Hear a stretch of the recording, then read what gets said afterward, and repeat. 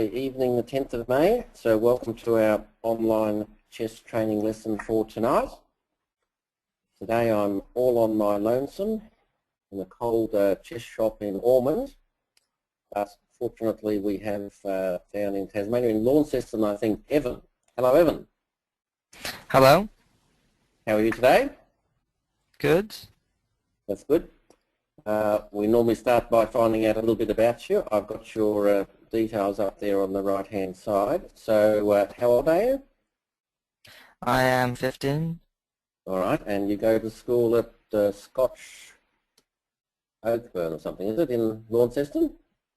Yes. Yep, excellent.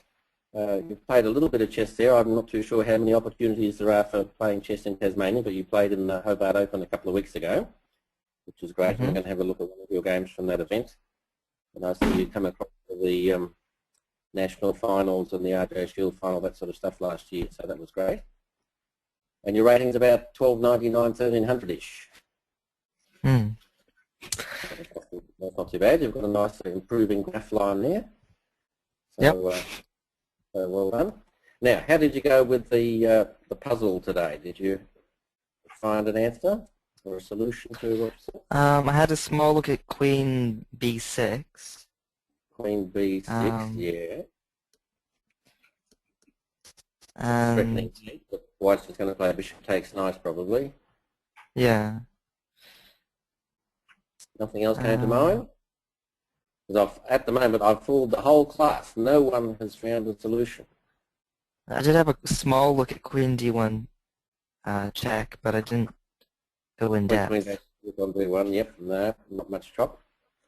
Okay, all right, I'll give you a hint. We'll see if we can help you solve it. When you're stuck, sometimes you think sort of what could the theme be for this puzzle? You know, there might be a fork or a back rank mate, or in this case the theme is overloaded piece. That's one piece is doing two jobs. So if you can distract it, you can probably pick up one of the pieces that is protecting, something like that. So what would be White's overloaded piece in this position?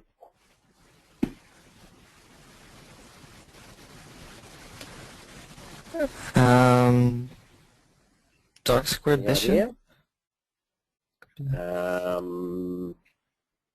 Well, that's sitting there pinned against the king. What's protecting the dark square bishop? The queen? The queen. So if the queen wasn't there, we could play bishop takes bishop check, couldn't we? And the queen's also perhaps defending the bishop on e2. And the queen is not protected. Does that give you any hint?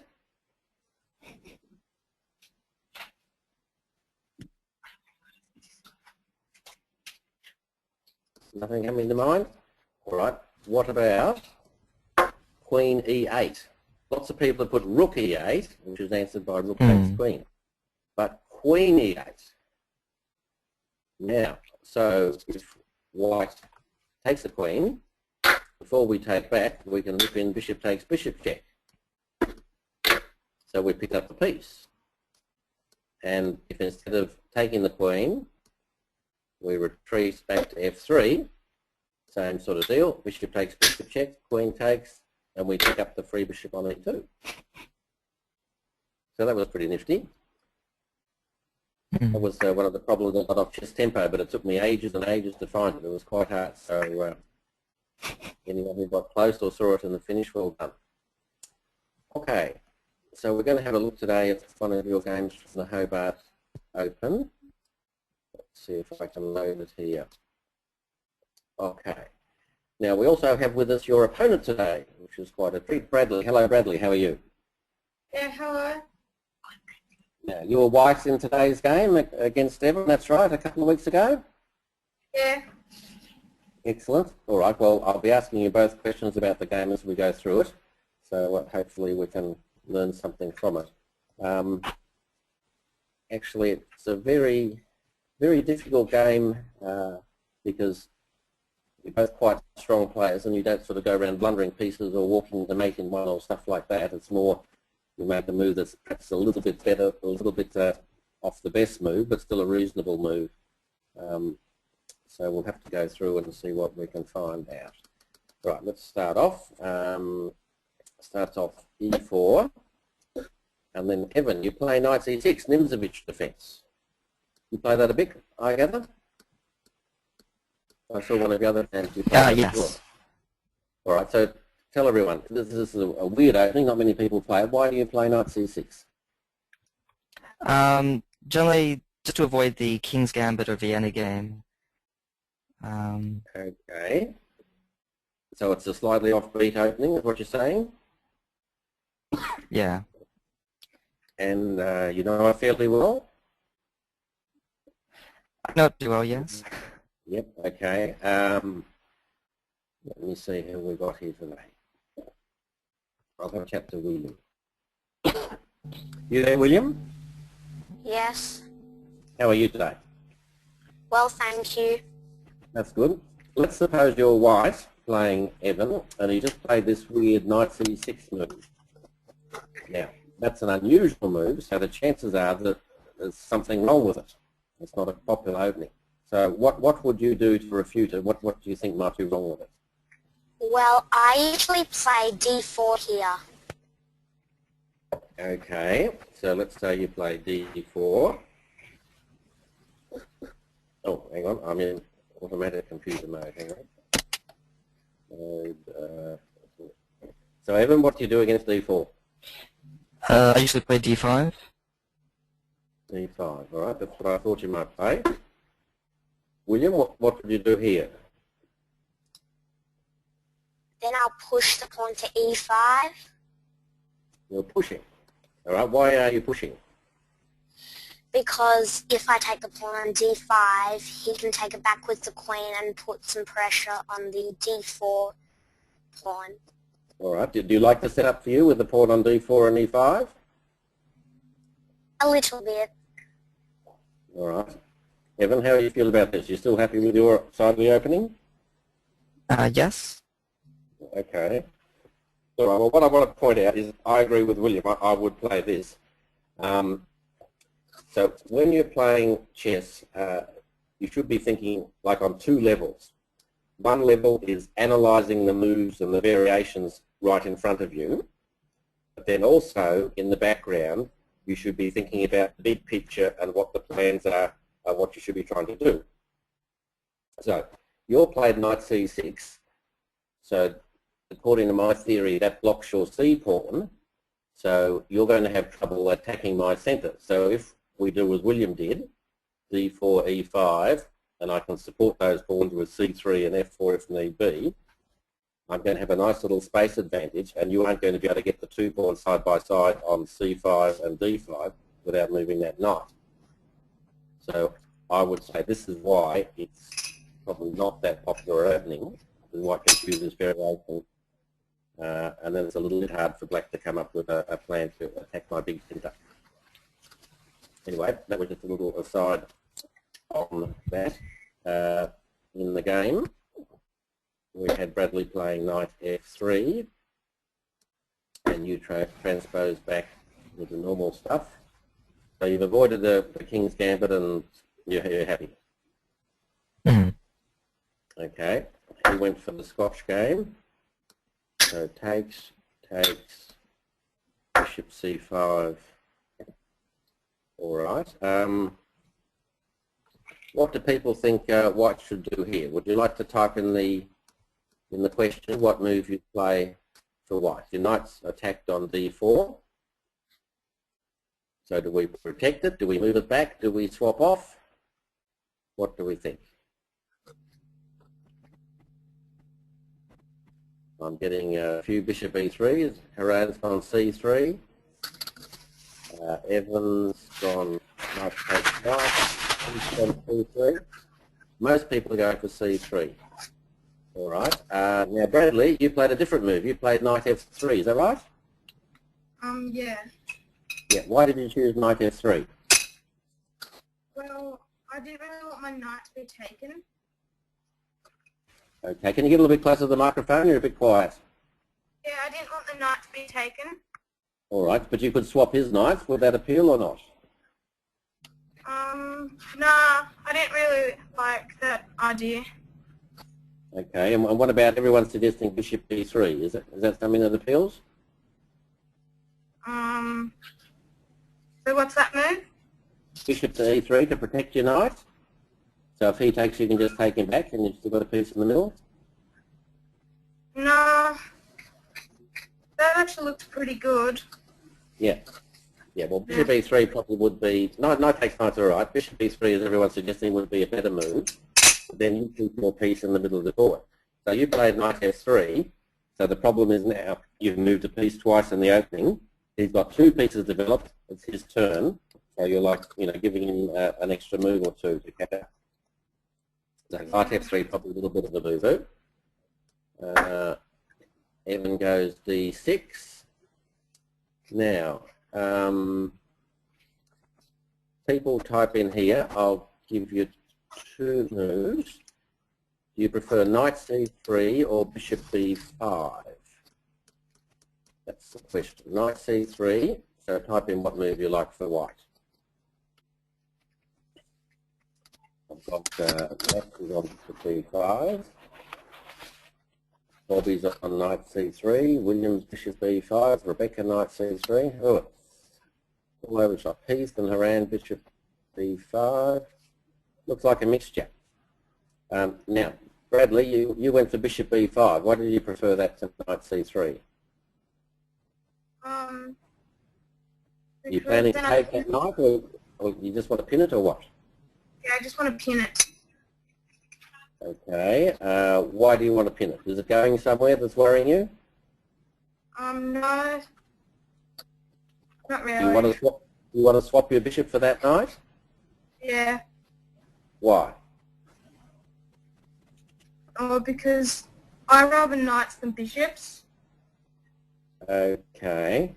Right. Well, a lot of juniors have this sort of problem. They have, if I can be slightly impolite, say irrational preferences. So you might like knights and hate bishops, so you swap them off. But we shouldn't do it based on what we like. We should do it based on the position. So bishop b5 is okay, but I'm not sure I would have. I think I prefer knight c3 on the theory that we know the knight's probably going to c3 and we're not sure what the best square is for the bishop. So slight difference. Looks like you guys are 50-50. Bishop b5. Now, Evan, you worried about him taking that? Not hugely, no. Because you played bishop d7 to block the pin. So tell me why you chose that as opposed to, say, knight f6.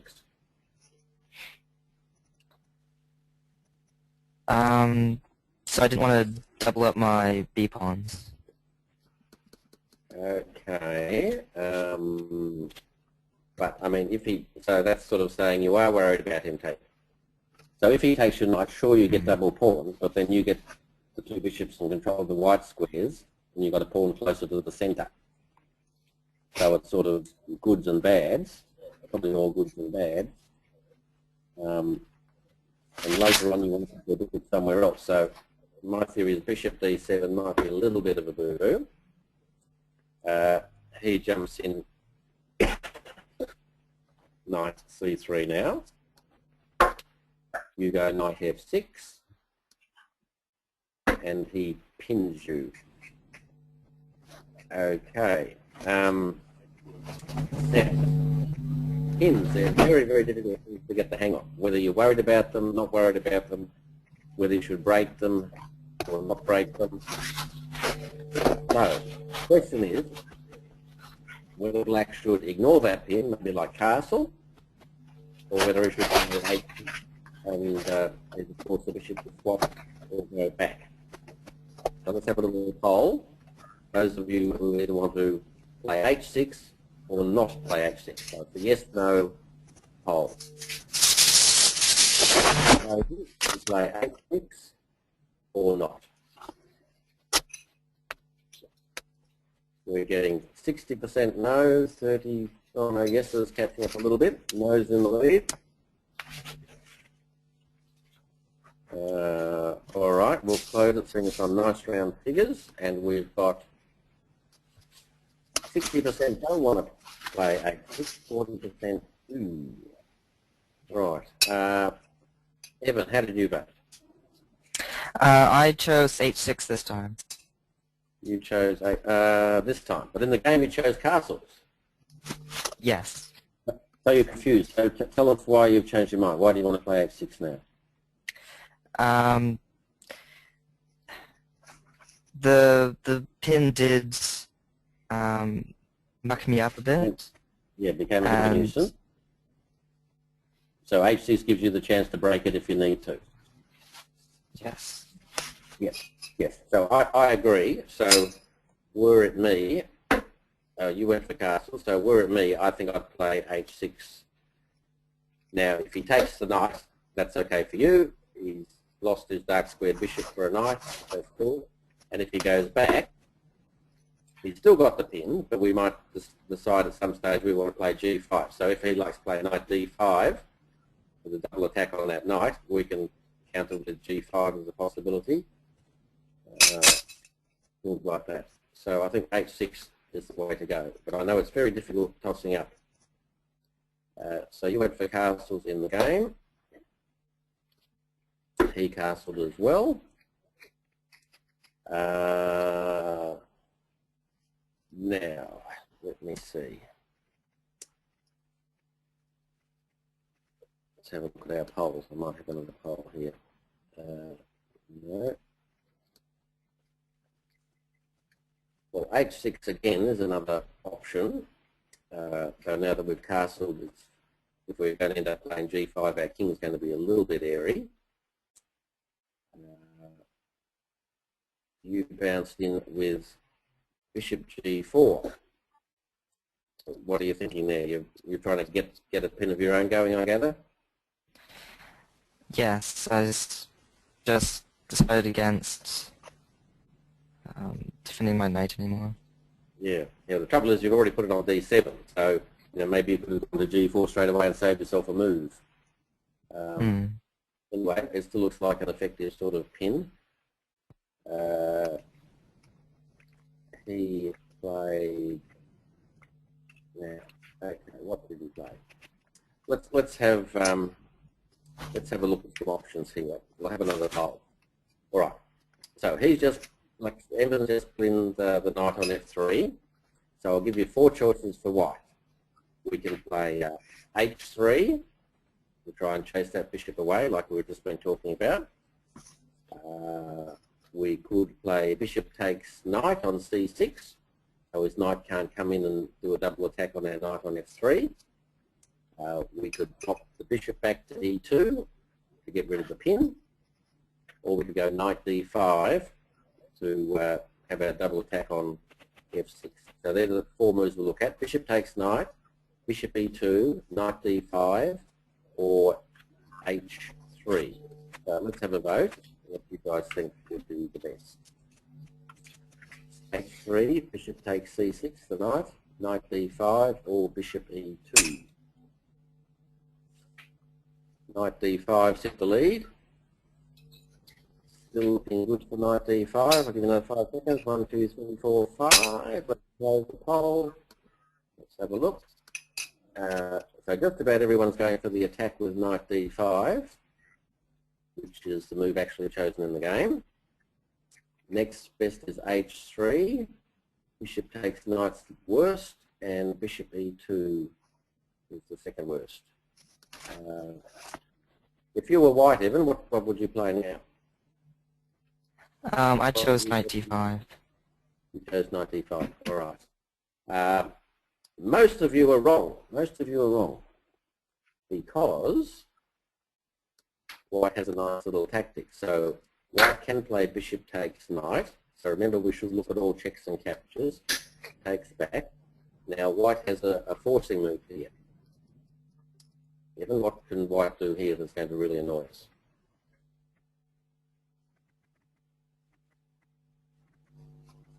Well, Bradley, if you can see a good move for white that you didn't play in the game.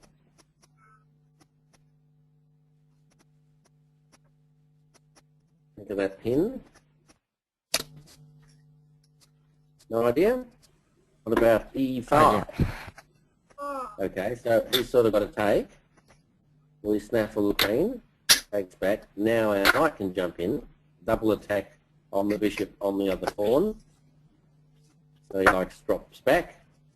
So we can put a rook on the d file, and now we're getting to take on f6. And he's on d7, stuff up his pawns. It's obviously going to be a bit better for white. So that was a possibility that Bradley missed. But most of you went to knight d5, which is a logical looking attacking move. Okay. All right, now, black go. Evan, what were your thoughts here? He's putting lots of pressure on my f6 knight. Yeah. Yeah. What candidate moves would you look at for black?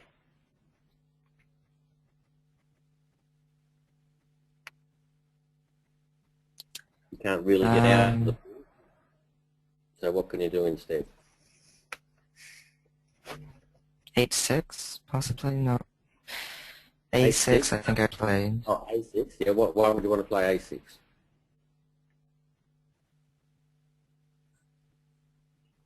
You want to Try and or move back or what?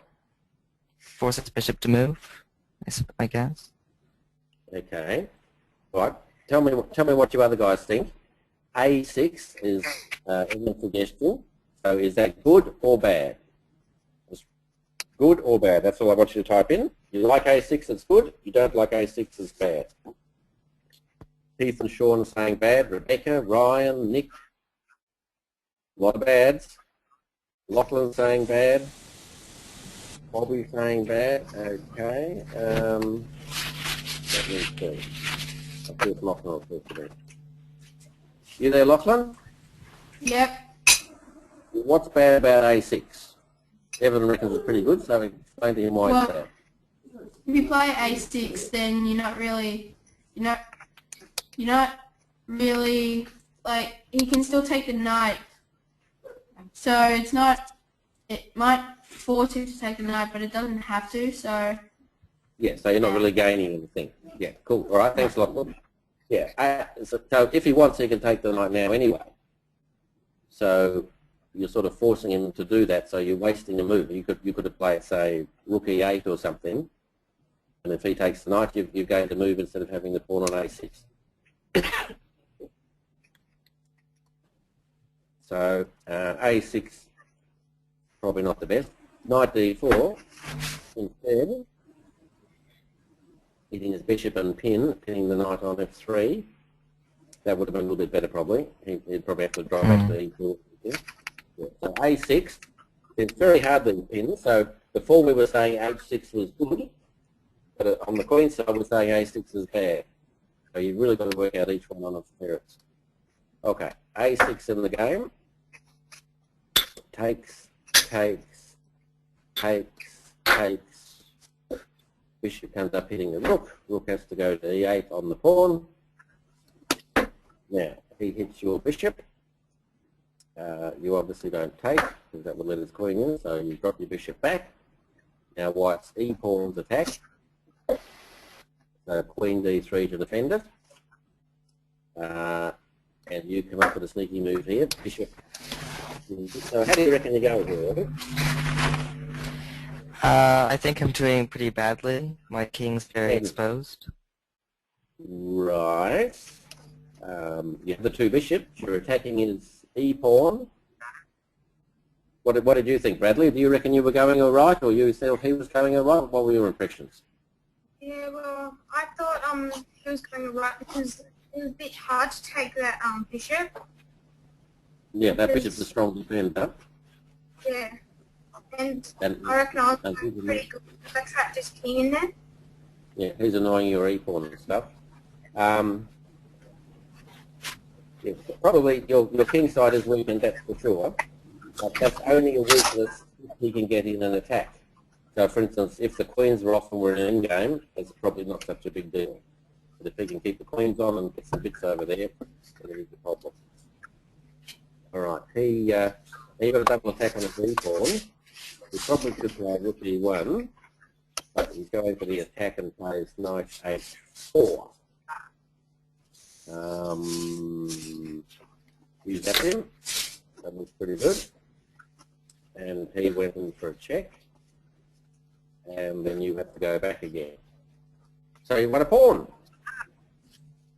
Nice juicy second pawn. But your king's going to do a strike. Okay. Right. So what's your plan here, Bradley? You know, have you got an attack going? How can you keep attacking? Well, I was trying to put my knight on f5. Right, but where does it go from there? Is that doing anything special? Yeah. Well, I was trying to attack the g7 square. Yeah, but it's a vacant square. I mean, you can attack it a million times, but you're not winning anything through attacking it. You need to get his bishop out of the way so you can mate him on g7 would be good. Maybe moving my king across and moving up the f pawn. Yeah, so that was a good plan.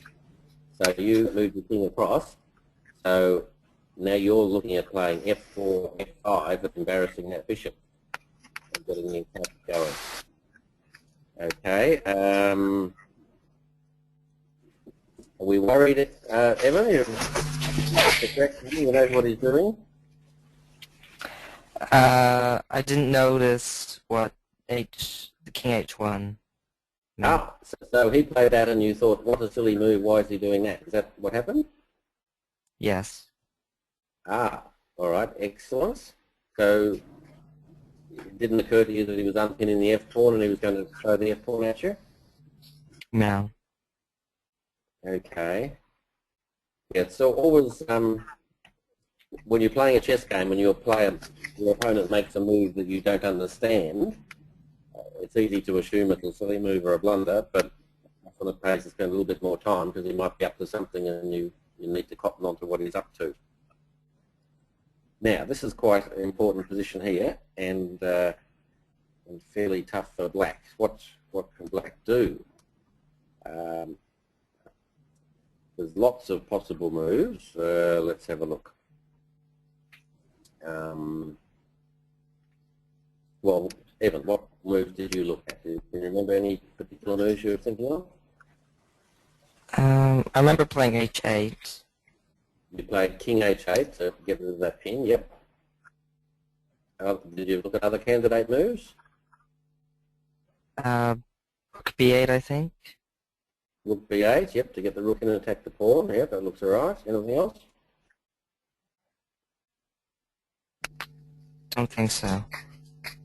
Okay, alright, well there's a few other moves here. You could play d5, and that way your bishop can probably drop back to d6 and annoy the pawn or pin the f-pawn if it's going up there. You could play queen e7, with the idea of maybe coming up to e5, or if the pawn's moved up to e6, swapping the queens off, so you're getting to an ending and you're a pawn up. Or you could even look at rook e5. Why would I want to play rook e5? Can you tell me about that? What was my rook doing up there? When he does push... He pushes f4 to hit my rook. Can I do anything good then?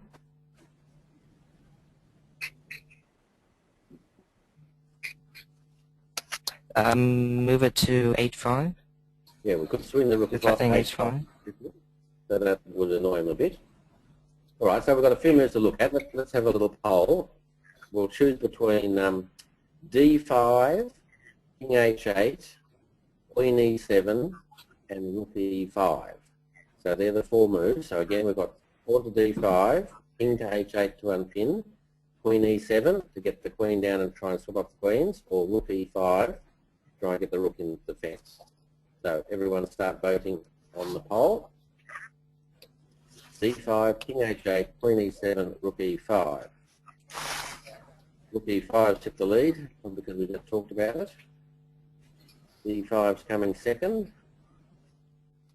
King h8, queen e7 are pretty miserable last. Right, we'll play that to the poll. Have a look. Now, what have we got? 65% like rook e5. Probably not an easy move to see. Queen e7, not many. King h8, not many. And a few like d5. All right. You have your time again, Evan. Would you play king h8 or not? No. Why not? It doesn't really help the situation. So why doesn't it help the situation? Okay, tell me, what is your problem that you are trying to solve? What's the problem here? King safety. Possibly. Your king's sort of safe at the moment for a few more moves, and you've got bishop and pawns and a rook and a queen defending it. He's attacking. And the pin for the queen is... What's pinning the queen? Oh, the queen pinning the bishop, you mean? Yes. Okay.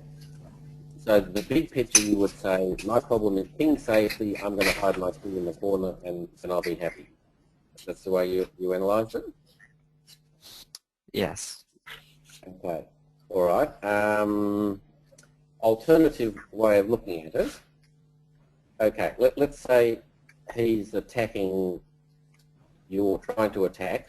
What should you be trying to do? To blunt the attack, to defend, to counter-attack, what should you be doing? Developing to defend. Tell me about developing. What do you mean by that? Bringing your pieces out onto the board. Yes. See, I think your problem here is he's going to end up with more attackers than you've got defenders, because your queen rook's sitting there doing nothing. Your bishop's sort of not really helping in the defence. Your queen's still on the starting square. So if I were you, I would be focusing on getting some of those bits into the defence. Maybe rook b8 would be handy, or rook e5 and the queen across or something. So king h8 is not like a developing move. It's not bringing an extra piece in. He's still got mate on 7.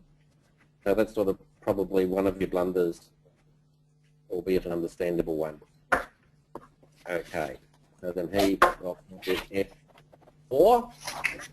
Yeah, he's threatening f5. So what do you want to do about that?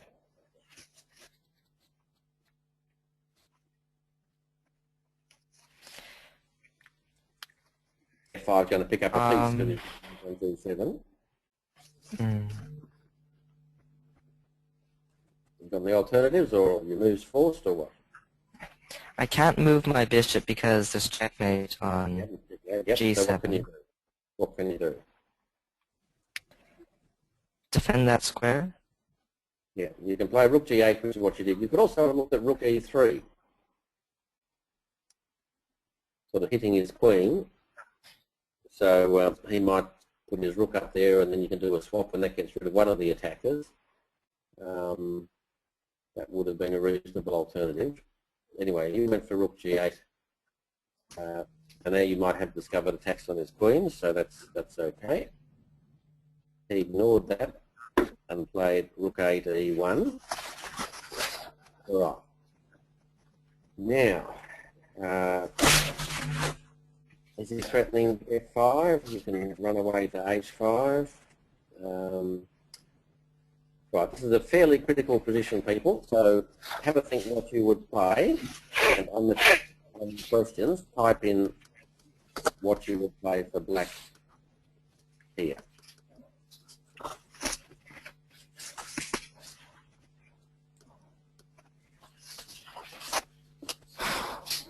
We've got Jason suggesting bishop takes c2.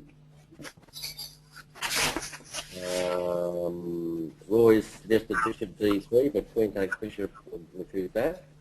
Max likes d5. Heath likes bishop d3, which is voodoo again. Optimum wants to take on c2. Rebecca, people, stop putting your bishop on d3 because I just play queen takes bishop. End of game. Rook b8 from Sean. That's not a bad idea, getting the other rook in. Bishop c2 from Thomas. Queen D7 from Nick. Yep, okay. Thomas likes Rook B8. All right, what do you like, Evan? What's your preference now? I had a small look at F5. F5. I hope it's a very small look because he would reply Queen C3 check, which would be a bit embarrassing. Yes. Uh, No, never mind about F5. Then we'll replay Rook E6 and then Bishop G5. Maybe. So what else are you looking at?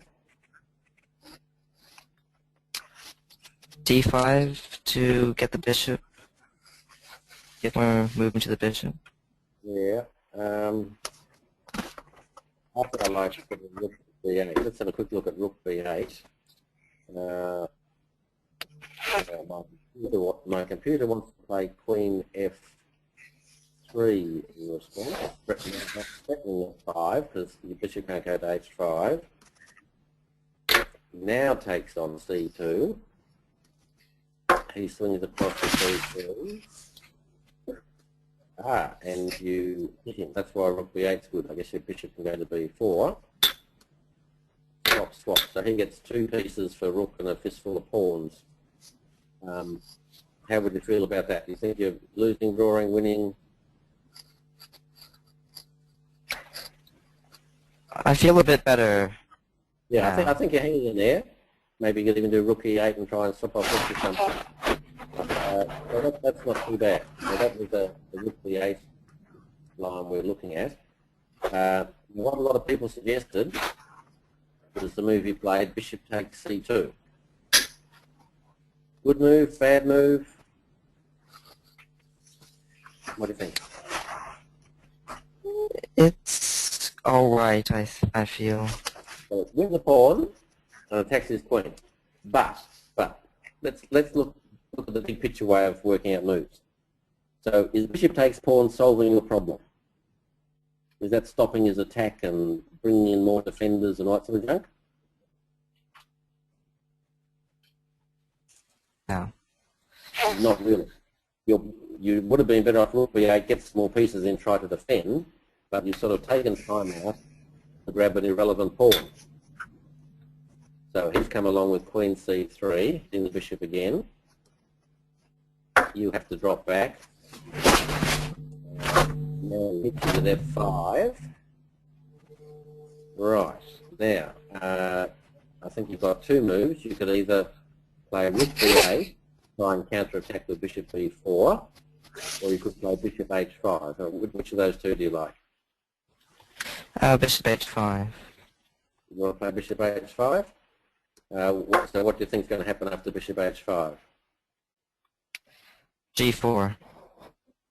So is that good for you or good for him or what? He's winning your bishop, isn't he? Yes, but he is opening up the G file. Yeah, so he gets a fistful of pawns. So let's have a quick look. So chop, chop, chop. All right, so let's stop here. So what's happened? He's won a piece, but you've got 3, 6, 7. You've got 4 pawns for a piece, and your rook's now got a bit of an attack on his knight, and his king's opened it up. So what do people think? Would you be happy with that for black, or you still think white's going okay? So type in white or black for your preference. Good defense for black, so you type in black, or you think no, white's still winning, you go white. We've got lots of blacks. Sean's gone to white. Everyone else on the planet's gone black. Oh, Jason's gone white. He's gone white. Sean's decided not sure. So what do you reckon? You reckon black's all right here?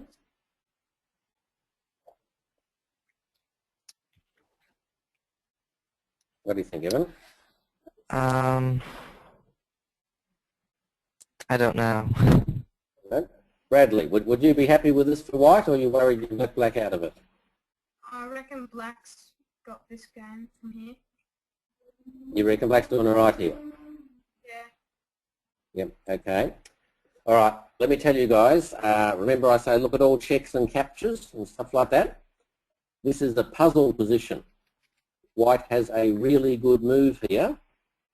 Put your thinking caps on and type in White's really good move if you can see it. Some people suggest, oh, Queen E8, that's not legal. Max has got Rook E8, which is all right, except Queen takes Rook, Queen takes F6 check is not mate, because the mating square on G7 is covered by the Rook.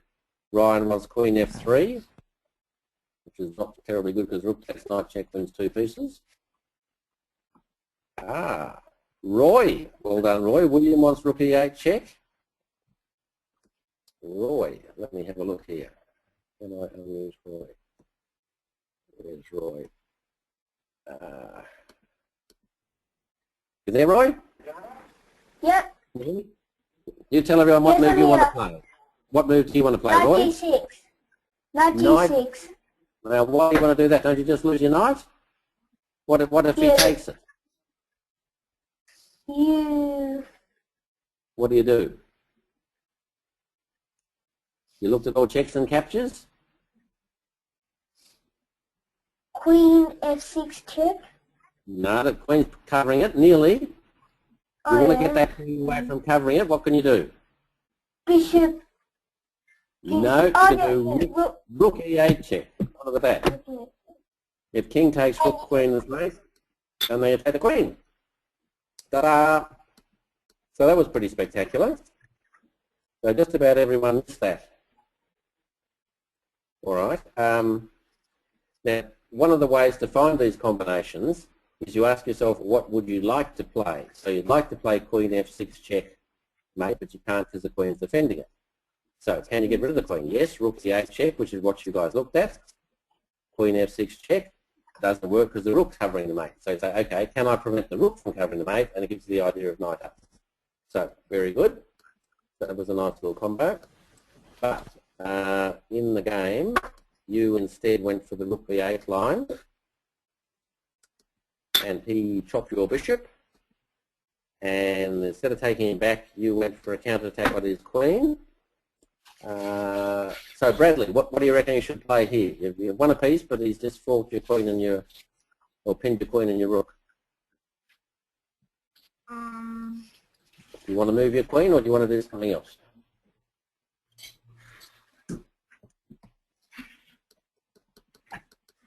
People, if you want to help Bradley decide, type in what you do for white here.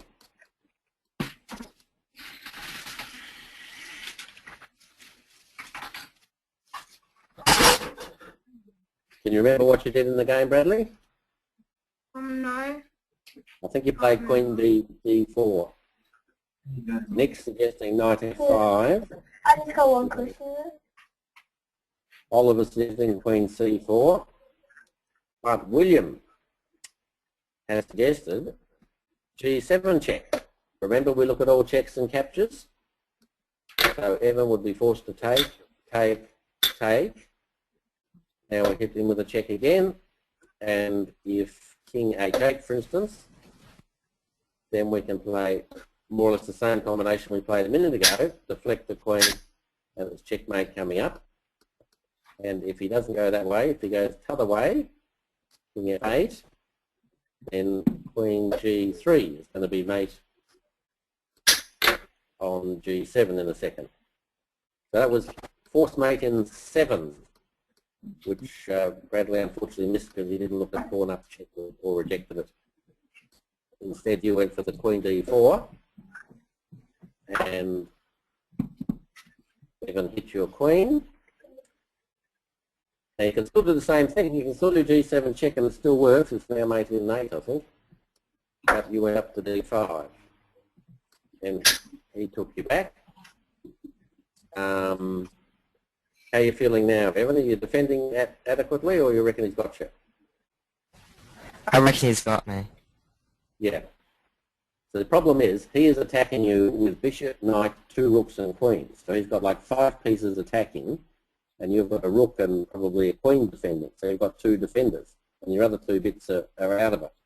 So it's the old theory, if you want to attack, get a majority of attackers and you'll probably break through. Now white should play Queen F7, which is what Max has suggested.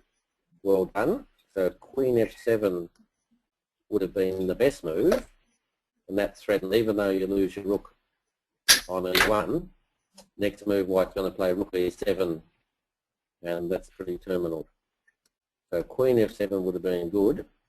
What Bradley played in the game was actually rook E6.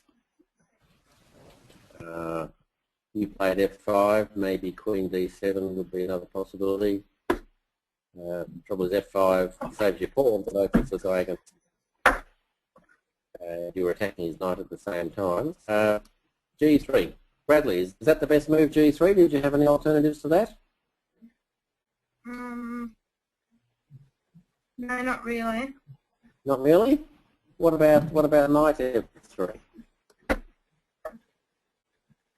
And where could your knight go after that? G5. Yeah, knight up to G5 with a subtle threat on F7. You sort of, I think you're getting in there and that knight's on a dominant square and it's pretty terminal. So that would have been slightly better than G3, but no big deal. Even when Queen D7. Now, you're going okay, but the trouble is your bishop's in a mess now, Evan, and you could have dropped back to A5, but you went C6, hoping you'd take on D6 and swap queens maybe, which you added a little bit of it, but you went to C4, D5, Queen E2 is a bit of a killer because it's got Queen E5 check coming up. And rook G7, you could have prolonged it for a bit, but I mean you're going to be a rook down for nothing. You went rook D8, and Bradley ripped in with force mate in 3. Queen E5 check resigns. So there we go. So that was a tough game. Signs. So what are your thoughts on the game, Evan? It was really ugly, a lot uglier than I thought. All right, so where did you go wrong? It's very hard to sort of... I didn't like when I moved my bishop twice. My dark square bishop. Yeah, the G4, slight boo-boo. I think probably King H8 and Rook G8 was your main problem. If you had got some of your other bits in, you may have lost a piece, but you would have picked up extra pawns. So again, I think it's a question of not only analysing moves, but looking at the big picture and realising what you're trying to do. Sometimes you can come up with the correct move by analysing the big picture and what you're planning and everything. Bradley, how did you reckon you played? Did you get anything out of that game? What are your thoughts? Yeah, I reckon I played pretty good. Yeah, you made a couple of dodgy ones in the opening, dropping that knight back to F3. That was a waste of time. You came up with the King H1 with a good plan of pushing the F pawn, so that was pretty good. And near the end, you missed a couple of better chances, like that G7 check with the mate in 7 or the mate in 8. That would have been good as well, but you still got there in the finish. So that was a hard-fought game, and both of you guys did very well. So that's the end of today's lesson. Thank you very much, everyone. I hope you enjoyed the lesson. David hasn't told me who we're having in next week, but I'm sure he'll notify someone and have someone else in for a lesson next Thursday. So I look forward to seeing you all then, and enjoy the rest of the night. See you later. Okay.